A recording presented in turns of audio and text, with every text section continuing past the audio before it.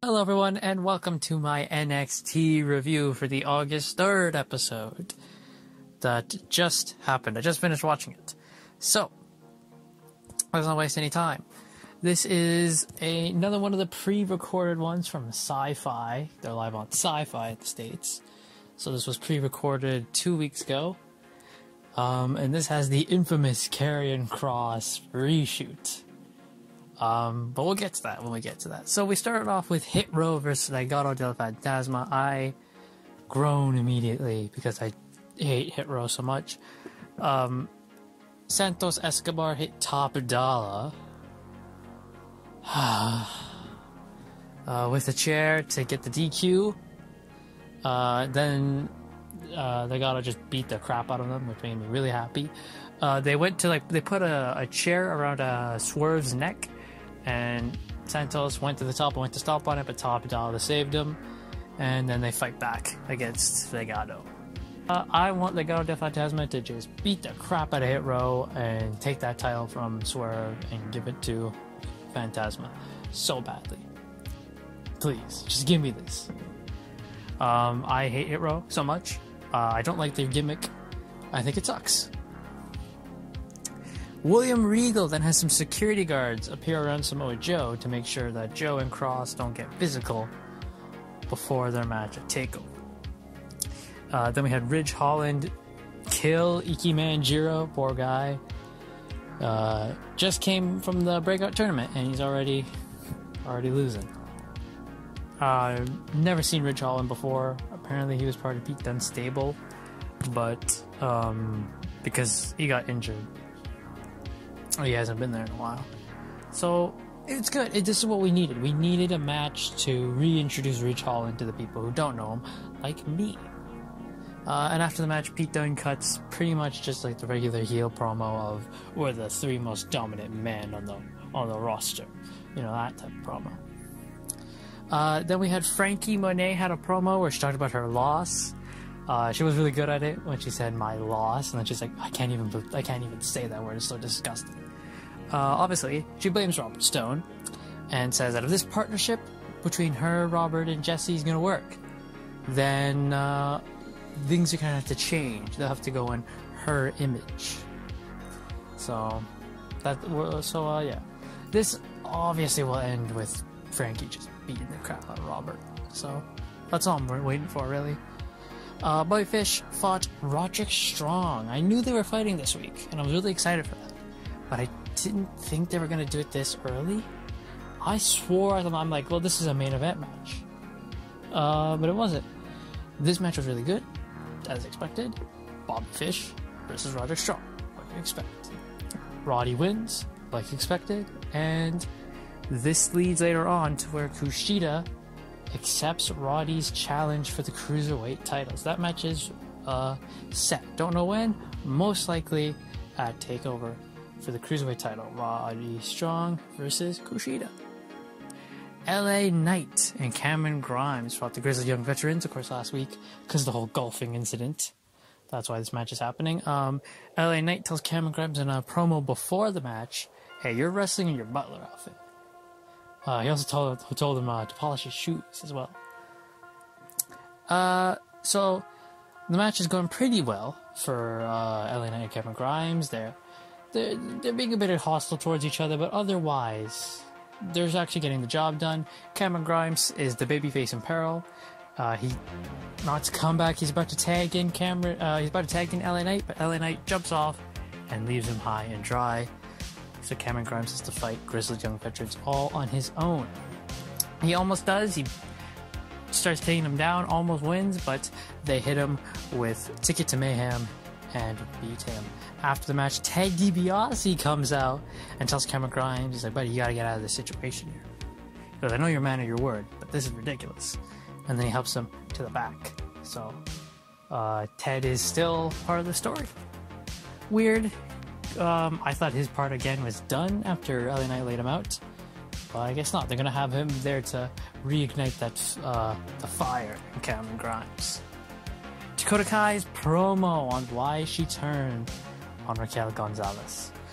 She said, she plucked Raquel out of obscurity, and when it came time for Io Shirai to pick a challenger, she picked Raquel and not her.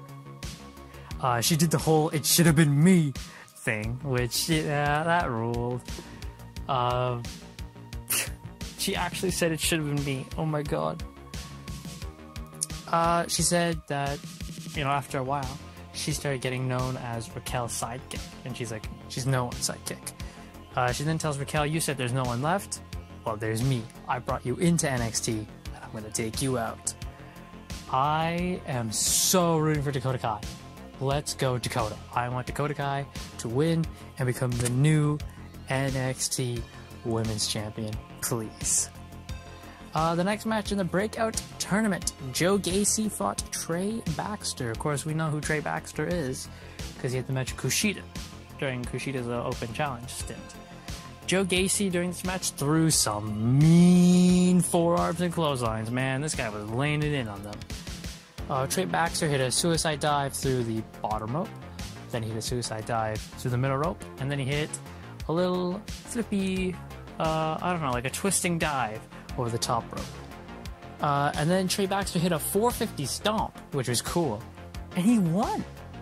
I swore Joe Gacy would. But Trey Baxter wins. Again, I'm not too mad about it, because Trey Baxter's good. But again, we know who he is. This should have been a time for Joe Gacy to get the highlight, Just like last week with Josh Briggs losing. I think he should have won last week, because we know who Carmelo Hayes is. I think Joe Gacy should have won this week, because we know who Trey Baxter is.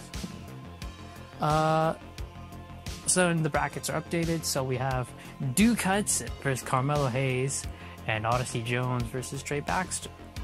I'm calling the finals. It's definitely going to be Duke Hudson versus Odyssey Jones.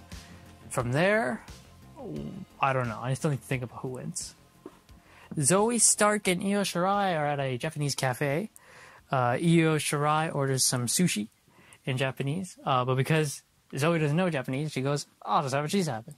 And she comes back with all this sushi, and she doesn't like it. Haha, funny joke.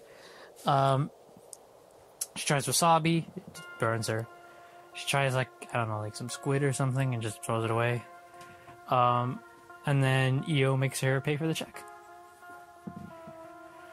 It was just a fine, fun little segment. It wasn't too bad, but it's typical WWE, trying to do comedy. Karrion Kross then comes out, and I gotta mention Wade Barrett. As soon as Wade Barrett saw Karrion Kross, he jumped out of his seat and booked it. Karrion Kross stood up on the announce table, and he called out Samoa Joe. This was the scene that they had to keep reshooting because the crowd was chanting Jeff Hardy at him. Samoa Joe comes out, he's fighting through the bodyguards, Karrion Kross leaves, Joe beats down a couple bodyguards, puts one out with a coquina clutch, and yells Kross out loud.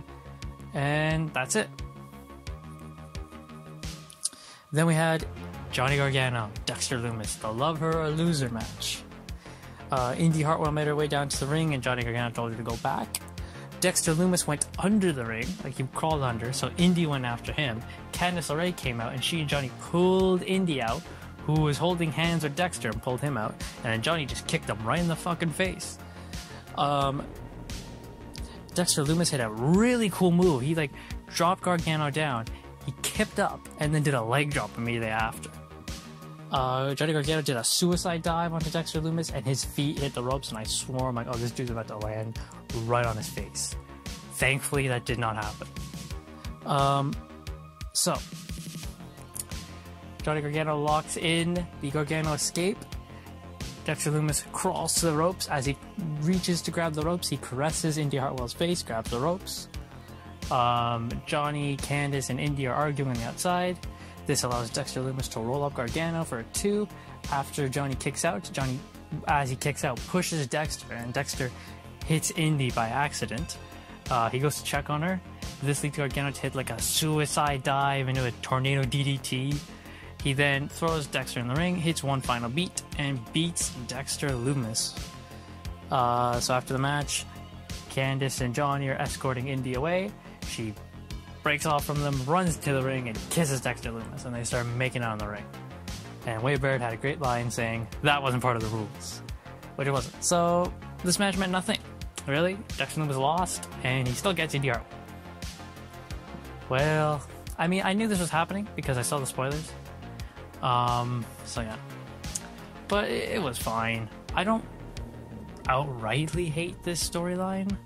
It's just kind of there for me, you know? I know some people vividly hate this, and some people love it. So, I'm in the middle. But that was NXT this week. NXT this week was very meh. It was just there. Really, it was just there. But they're on Sci-Fi. They're not really doing much. They're just kind of waiting to get back on USA, I guess. And that was it. So, that is my NXT review. Please let me know what you guys thought of NXT in the comments down below. Don't forget to like, comment, subscribe, all that good stuff. And I will see you guys next time for my AEW review.